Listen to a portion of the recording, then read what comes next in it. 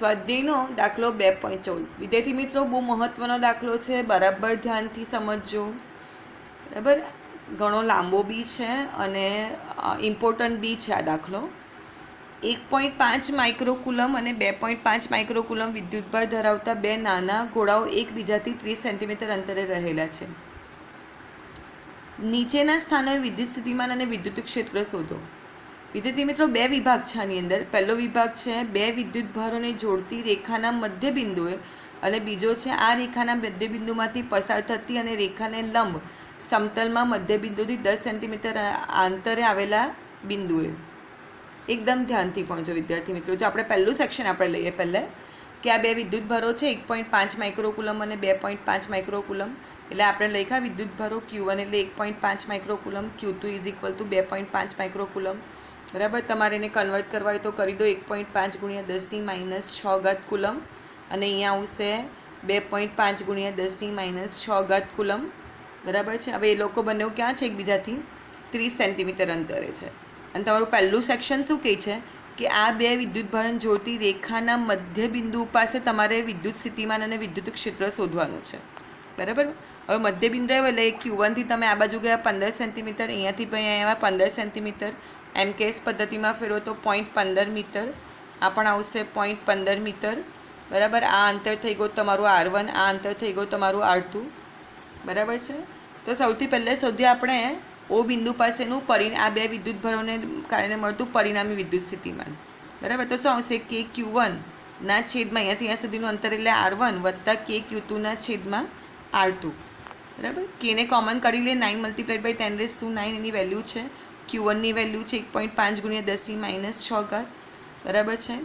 અને R1 ની value છે 0.15 મીટર, અથવા વિદ્યાર્થી મિત્રો આવી રીતે બી લખી શકાય 15 × 10⁻2 વત્તા Q2 ની વેલ્યુ છે 2.5 × 10⁻6 છેદમાં અંતર આપ્યું તે 15 × 10⁻2. શું કર્યું વિદ્યાર્થી મિત્રો? ધ્યાન આપો છો. 9 × 10⁻9 ગુણ્યા 10⁻6 બંનેમાંથી કોમન કાઢ્યા. 15 × 10⁻2 પણ બંનેમાં કોમન છે એટલે પણ કોમન કાઢ્યા. અહીંયા બાકી રહી જશે 1.5 વત્તા 2.5. શોર્ટ આઉટ કરો વિદ્યાર્થી મિત્રો, તમારો જવાબ આવશે 2.4 × 10⁵ વોલ્ટ. ટ્રાય કરજો ગણતરી કરવાનો. હવે O બિંદુ પાસેના વિદ્યુત ક્ષેત્રની વાત કરીએ. વિદ્યાર્થી મિત્રો જાણો છો તમે કે ધન વિદ્યુત ભારને કારણે વિદ્યુત ક્ષેત્ર હંમેશા બહાર નીકળે. એટલે Q1 ને કારણે વિદ્યુત ક્ષેત્ર બહારની દિશામાં એટલે આ દિશા આવી. Q2 ને કારણે જે વિદ્યુત ક્ષેત્ર મળશે તે પણ એમાંથી બહાર નીકળતી દિશામાં ધન વિદ્યુત ભાર છે એટલે આ બહાર નીકળતી દિશામાં છે E2. બરાબર છે. હવે પરસ્પર વિરુદ્ધ દિશાના છે એટલે શું કરવું પડે? તમે બાદબાકી કરો એટલે તમને O બિંદુ પાસેનું પરિણામી વિદ્યુત ક્ષેત્ર મળે. હવે KQ/R² પ્રમાણે K અચળ પદ છે, R બંનેના સરખા છે. બરાબર, હવે આનો વિદ્યુત ભારનું મૂલ્ય કેવું છે? Q2 > Q1 હોવાથી આપણે શું કરીશું? E0 પાસેનું પરિણામ વિદ્યુત ક્ષેત્ર કરવા માટે તમે E2 માંથી તમે શું કરશો? E1 ને બાદ કરશો. આ લોજિક તમને સમજ પડી વિદ્યાર્થી મિત્રો? E1 - E2 કેમ નહીં કર્યું પણ E2 - E1 કેમ કર્યું એનું પણ એક લોજિક છે કે આના માઇનસ જ કેમ આ કરવું. હવે વિદ્યુત ક્ષેત્રનું સૂત્ર તો ખબર છે, બિંદુવત વિદ્યુત ભારને કારણે મળતું વિદ્યુત ક્ષેત્ર. હવે KQ/R² પ્રમાણે આનું વિદ્યુત ક્ષેત્રનું સૂત્ર હશે KQ2/R2² માઇનસ આને E1 માટે KQ1/R1². ફરીથી વિદ્યાર્થી મિત્રો કેની વેલ્યુ લખીએ આપણે કોમન કાઢીને 9 × 10⁻9. Q2 ની વેલ્યુ છે 2.5 × 10⁻6. R2 ની વેલ્યુ છે 0.15 પણ એનો વર્ક કરવાનો છે. Q1 માંથી 1.5 × 10⁻6 છેદમાં R1 ની વેલ્યુ છે 0.15 આખાનો વર્ક. શોર્ટ આઉટ કરશો વિદ્યાર્થી મિત્રો, તમને જવાબ મળશે 4 × 10⁻5 વોલ્ટ મીટર -1. અને કોનું મૂલ્ય વધારે છે? E2 નું મૂલ્ય વધારે હોવાને કારણે તમને પરિણામી વિદ્યુત ક્ષેત્રની દિશા લખવાનું કહે તો કયો આવશે? E2 થી E1 એટલે કે Q2 થી Q1 તરફની આવશે. જો દિશા લખવાનું કહે તો આ તમારે લખવાનું છે વિદ્યાર્થી મિત્રો. ત્યાર પછી આપણે B વિભાગની વાત કરીએ છીએ. B વિભાગમાં તમને શું કર્યું છે? Q1 અને Q2 ને જોડતી રેખાના મધ્ય બિંદુમાંથી દોરેલા લંબ પર બરાબર O થી 10 સેન્ટીમીટર અંતરે બિંદુ P પાસે તમારે પરિણામી વિદ્યુત સ્થિતિમાન અને વિદ્યુત ક્ષેત્ર શોધવાનું છે. વિદ્યાર્થી મિત્રો સૌથી પહેલાં આપણે કોની વાત કરી નાખીએ? બરાબર, કે ધારો કે હું શું કરું છું? આ Q1 થી આ બિંદુ P ને જોડું. બરાબર, તમને આ તો ખબર જ છે ને કે અહીંયાથી અહીંયા સુધીનું કુલ અંતર કેટલું છે? આ તમારું 30 સેન્ટીમીટર છે. બરાબર. એટલે તમે અહીંયા મધ્યબિંદુથી આટલું અંતર ગણો તો 15 સેન્ટીમીટર, મધ્યબિંદુથી આમ ગણો તો 15 સેન્ટીમીટર, આ તમને 10 સેન્ટીમીટર આપેલા છે. તમે પાયથાગોરસનો નિયમ વાપરી શકો ને કે બે બાજુઓ ખબર હોય તો તમે કર્ણ શોધી શકો, બે બાજુઓ તમને ખબર હોય તો કર્ણ શોધી શકો. હવે આ 10 છે, આ પણ આ બાજુ બી 15 છે, આ પણ 15 છે, તો R1 બરાબર શું થવાના? R2 એટલે કે AP બરાબર BP જ થવાના છે. તો AP બરાબર BP બરાબર શું? બાજુઓના વર્ગોના સરવાળાનું વર્ગમૂળ. એટલે મેં કહ્યું વિદ્યાર્થી મિત્રો જો કે 15નો વર્ગ વત્તા 10નો વર્ગ એનું વર્ગમૂળ કાઢ્યું. 15નો વર્ગ આવશે 225, 10નો વર્ગ આવશે 100, બરાબર. એટલે 325નું વર્ગમૂળ આવશે 18 સેન્ટીમીટર. એમ કેસમાં ફેરવીએ આપણે તો 0.18 મીટર. એટલે પહેલાં આપણે આ કામ કરી દઈએ કે ભાઈ R1ની જો તમે ખાલી કિંમત શોધો તો કેટલી આવશે? 0.18 મીટર. R2ની તમે કિંમત શોધો તો કેટલી આવશે? 0.18 મીટર. બરાબર. મારા કામનું છે એટલા માટે વિદ્યાર્થી મિત્રો જો હવે જો કે શું થશે, મારે P બિંદુ પાસેનું પરિણામી વિદ્યુત સ્થિતિમાન શોધવું હોય તો શું થાય? Q1 ને કારણે તો KQ1 આ બેની વચ્ચેનું અંતર એટલે R1 એટલે આવશે KQ1 અપન R1 વત્તા અહીંયા આવશે KQ2 ના છેદમાં અહીંયાથી અહીંયા સુધીનું અંતર આવશે R2, બરાબર છે. હવે Kની વેલ્યુ આવશે 9 × 10⁹. Q1ની વેલ્યુ આવશે બરાબર માઇક્રોકુલમમાં છે, ફરીથી એને કુલમમાં કન્વર્ટ તો 10⁻6 આવે મલ્ટીપ્લાઇડ બાય એટલે 1.5 × 10⁻6 ડિવાઇડેડ બાય 0.18 વત્તા Q2ની વેલ્યુ છે 2.5 માઇક્રોકુલમ એટલે કે 2.5 × 10⁻6 ડિવાઇડેડ બાય 0.18, બરાબર છે. વિદ્યાર્થી મિત્રો શોર્ટ આઉટ કરશો તમારો જવાબ આવશે 2 × 10⁵ વોલ્ટ. એટલે જ્યારે તમે આ બિંદુ P પાસેનું વિદ્યુત સ્થિતિમાન શોધતા હોય તો તમારું જવાબ આવશે 2 × 10⁵ વોલ્ટ, બરાબર. હવે જ્યારે તમારે વિદ્યુત ક્ષેત્ર શોધવાના ને વિદ્યાર્થી મિત્રો ત્યારે તમારે થોડી ધ્યાનથી તમારે પહેલાં શોધવું પડશે. તમે વિદ્યાર્થી મિત્રો જો કે અહીંયા Q1ને કારણે P બિંદુ પાસે બરાબર એટલે વિદ્યુત ક્ષેત્ર મળશે તે ક્યાં આવશે? Q1માંથી Pને જોડતી રેખા પર અને ધન વિદ્યુત ભાર છે એટલે બહાર નીકળતી દિશામાં, એટલે તમને સદિશ E1 અહીંયા મળે. પહેલાં આપણે એનું મૂલ્ય શોધી કાઢીએ તો E1 = શું આવશે? Q1ને કારણે મળતું વિદ્યુત ક્ષેત્ર માટે E1 બરાબર KQ1/R1². આપણું એ સૂત્ર છે જ. Kની વેલ્યુ 9 × 10⁹, Q1ની છે 1.5 × 10⁻6 છેદમાં R1 આપણે શોધી કાઢ્યું 0.18 મીટર, તે લખીએ આપણે 0.18નો વર્ગ, બરાબર. શોર્ટ આઉટ કરીશું તમારો જવાબ આવશે 0.42 × 10⁶ વોલ્ટ પ્રતિ મીટર. વિદ્યાર્થી મિત્રો આકૃતિમાં ધ્યાન આપો, તમારું વિદ્યુત ક્ષેત્રની દિશા કઈ મળી? A થી P તરફની, એટલે મેં દિશા બી પણ લખી દીધી છે A થી P તરફની. હવે બીજી એક વસ્તુ, હવે Q2 વિદ્યુતભારને કારણે તમારે વિદ્યુત ક્ષેત્ર શોધવાનું હોય અહીંયા, તો આ Q2 ને P બિંદુને જોડતી રેખા પર ક્યાં મળશે? તો Q2 એ ધન વિદ્યુતભાર છે એટલે આમ બહાર નીકળતી દિશામાં, એટલે આ તમને સદિશ E2 મળ્યા, બરાબર. હવે એનું મૂલ્ય શોધી કરે કે Q2નો કારણે મળતું વિદ્યુત ક્ષેત્ર કેટલું આવશે? E2 બરાબર KQ2/R2². Kની વેલ્યુ છે 9 × 10⁹, Q2ની વેલ્યુ છે 2.5 માઇક્રોકુલમ એટલે કે 10⁻6 કુલમ ડિવાઇડેડ બાય, બરાબર. આપણે અંતર શોધી કાઢ્યું છે 0.18નો વર્ગ. શોર્ટ આઉટ કરો તમારો જવાબ આવશે 0.69 × 10⁶ વોલ્ટ પ્રતિ મીટર. અને કઈ તરફ આવશે વિદ્યાર્થી મિત્રો? B થી P તરફ આવશે E2ની દિશા. વિદ્યાર્થી મિત્રો ધ્યાન રાખજો, અત્યારે તમે ફક્ત શું શોધ્યું છે? E1 અને E2 શોધ્યા છે, બરાબર. હવે તમે E1 અને E2થી બનતું જે તમારો સદિશ છે તેની વચ્ચે કશે શું મળે? તમને સદિશ E મળે.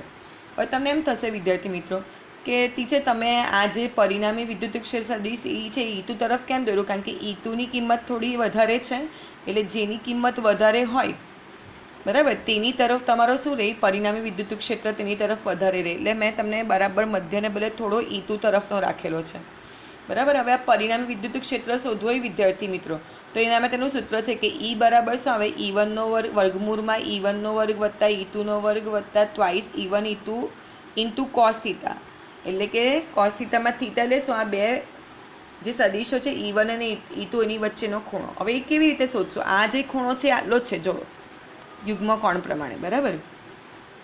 હવે આ જે સામસામેના ખૂણા એકરૂપ થયેલા છે ચોકડીમાં, બરાબર, તો એ પ્રમાણે તમારે શોધવું હોય તો સૌથી પહેલાં હું આની વાત કરું છું વિદ્યાર્થી મિત્રો. તમે અહીંયા જોઈ શકો છો કે આટલો જે ખૂણો છે તે θ/2 છે, આટલો બી ખૂણો કેટલો છે? θ/2 છે, બરાબર. આ બંનેના મૂલ્યો સરખા આવશે. કેમ? સમજી લેજો કે આ બાજુ 1.5 છે તો આ પણ 1.5 છે, બરાબર. 15 સેન્ટીમીટર છે તો આ પણ 15 સેન્ટીમીટર છે, આ પણ 10 જ છે, આ પણ 0.18 છે. એટલે કે આ સમબાજુ ત્રિકોણ છે ને એને કારણે શું થશે આ આ આ આ અહીંયા જે ખૂણો રચાય એટલે સમરૂપ અહીંયા ખૂણો રચાય એટલે આ પણ થીટા બાય ટુ, આ પણ થીટા બાય ટુ, એટલે કે ખૂણો APO કે ખૂણો BPO લો તો કેટલો તમારો થીટા બાય ટુ જ આવવાનો છે. બરાબર. હવે આ ખૂણો શોધવાનો પ્રયત્ન કરીએ. જો કે tan થીટા બાય ટુ એટલે શું આવે, tan આપણે tan થીટા બાય ટુ એટલે સામેની બાજુ છેદમાં પાસેની બાજુ એટલે tan થીટા બાય ટુ બરાબર આવશે 15/10. એ મેં અહીંયા લખેલું છે. જો વિદ્યાર્થી મિત્રો, tan theta by two is equal to 15/10 એટલે તમને 1.5 મળશે. એટલે કે theta by two is equal to તમે શું કરશો, theta by two is equal to tan inverse 1.5 natural ટેનમાં જાઓ અને તેમાં 1.5 સુધીને તમે શોધશો તો તમને થીટા બાય ટુ બરાબર 56.3 ડિગ્રી મળશે. એટલે કે થીટા તમે અહીંયા 2 વડે ગુણી કરો તો કેટલા આવશે, 112.6 ડિગ્રી. એટલે તમને આખો જે થીટા છે એટલે કે એનો થીટા તમને કેટલો મળ્યો, 112.6 ડિગ્રી મળ્યો. બરાબર છે વિદ્યાર્થી મિત્રો. ઓકે વિદ્યાર્થી મિત્રો, જો હવે આ છે ને આપણે 11મા ધોરણનું સૂત્ર છે. તમને ખબર ને કે સદિશ A વત્તા સદિશ B હોય તો તેનું પરિણામ જે કંઈ પણ હોય તેનું તમારે મૂલ્ય શોધવું હોય તો શું કરવું પડે, માનાંકમાં સદિશ A વત્તા સદિશ B એટલે શું કરવું પડે, વર્ગમૂળમાં A નો વર્ગ વત્તા V નો વર્ગ વત્તા 2AB ઇન્ટુ કોસ થીટા, જ્યાં થીટા એ શું છે, આ બે સદિશ વચ્ચેનો ખૂણો. તો વિદ્યાર્થી મિત્રો એ પ્રમાણે આપણી પાસે A અને B ને બદલે આપણી પાસે કયા સદિશો છે, સદિશ E1 અને સદિશ E2 છે અને તેમની વચ્ચેનો ખૂણો છે થીટા, જે આપણે શોધી કાઢ્યો. બરાબર. એટલે આપણે બધી કિંમતો મૂકીએ. જો કે પરિણામી વિદ્યુત ક્ષેત્ર Eનું મૂલ્ય શોધવું હોય તો શું કરવું પડે, વર્ગમૂળમાં E1 નો વર્ગ વત્તા E2 નો વર્ગ વત્તા twice E1 E2 into cos theta. બરાબર. હવે E1 ની વેલ્યુ આપણે શોધી કાઢી 0.42 × 10⁶ આખાનો વર્ગ વત્તા E2 ની વેલ્યુ શોધી કાઢી 0.69 × 10⁶ આખાનો વર્ગ વત્તા 2 E1 ની વેલ્યુ આવે 0.42 × 10⁶, E2 ની વેલ્યુ આવે 0.69 × 10⁶ અને કોસ થીટાની વેલ્યુ આપણે શોધી કાઢી 112.6 ડિગ્રી.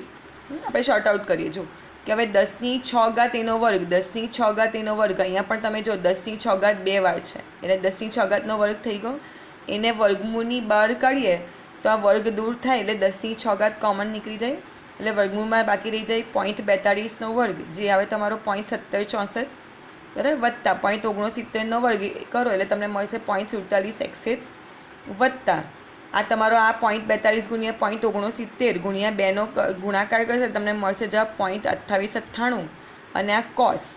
બરાબર વિદ્યાર્થી મિત્રો, હવે જો હું કોસના ભાગ પાડી નાખું, કોસ બરાબર 112.6 ડિગ્રી છે ને બદલે લખું 90 + 22.6 ડિગ્રી. બરાબર આ ટોટલ 112.6 થઈ ગયા ને. બરાબર એટલે આ કોસ 90 આવ્યા તો આ તમને ખબર ને કોસ 90 + થીટા હોય તો તમારું શું થાય, -sin થીટા થાય. કેમ થયું, કારણ કે તમે બીજા ચરણમાં ચાલ્યા ગયા. આ 0 to 90 ડિગ્રી 90 + તમે આવો એટલે અહીંયા બીજા ચરણમાં, અને બીજા ચરણમાં કોસ કેવું હોય, ઋણમાં હોય એટલે કોસ 90 નું sin થીટા થાય અને બીજું ચરણ હોવાથી એ માઇનસમાં જાય. એટલે એ પ્રમાણે જો વિદ્યાર્થી મિત્રો અહીંયા શું થઈ ગયું, -sin. બરાબર. અને આ શું થઈ જશે, આ જે કોસ 90 + 22.6 ડિગ્રી હતા એનું શું થઈ ગયું, -sin આ થીટા એટલે કે 22.6 ડિગ્રી રહી ગયા. હવે વિદ્યાર્થી મિત્રો પાછું શોર્ટ આઉટ કરીએ કે આ તો એઝ ઇટ ઇઝ જ છે. બરાબર. આ પોઈન્ટ તમારા જે હતા આ બેનો સરવાળો તે મેં લખી દીધો 0.6525 0.2898 અને આ કોસનું સાઇનમાં કન્વર્ઝન થઈ ગયું. બરાબર. હવે તમારે શું છે, નેચરલ સાઇનમાં જઈને 22.6 ડિગ્રી માટે સાઇનની શું વેલ્યુ આવે છે તે તમારે જોઈ લેવાની.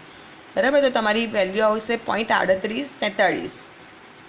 આ માઇનસની નિશાની અહીંયા ગુણાઈ જશે એટલે પ્લસ ઓર માઇનસ એટલે 0.6525 -0.2898 અને આની કિંમત તમારી જે મળી તે આવશે 0.3843. બરાબર વિદ્યાર્થી મિત્રો, તમને આવડે જ છે બરાબર શોધતા. હવે 10⁶ ગુણ્યા હવે તમે શું કર્યું, 0.6525 અને આનો ગુણાકાર કરશે એટલે આવશે -0.2224 એટલે બાદબાકી કરશે એટલે આવશે 0.4301. આ તો 10⁶ ગુણ્યા મલ્ટીપ્લાય થયેલું છે, આનું વર્ગમૂળ કાઢો એટલે આવશે 0.6559 × 10⁶. બરાબર. એક સંખ્યા પછી તમે પોઈન્ટ કરો તો 6.65 × 10⁵ વોલ પ્રતિ મીટર. વિદ્યાર્થી મિત્રો ગણવાનો પ્રયત્ન ખાસ કરજો અને જે તમારો આ છે બરાબર સાઇન જોવાની આ કિંમત તમને જોતાં આવડવી જોઈએ લોગ ટેબલની અંદર. બરાબર. અને નહીં સમજ પડે તો પૂછી લેજો.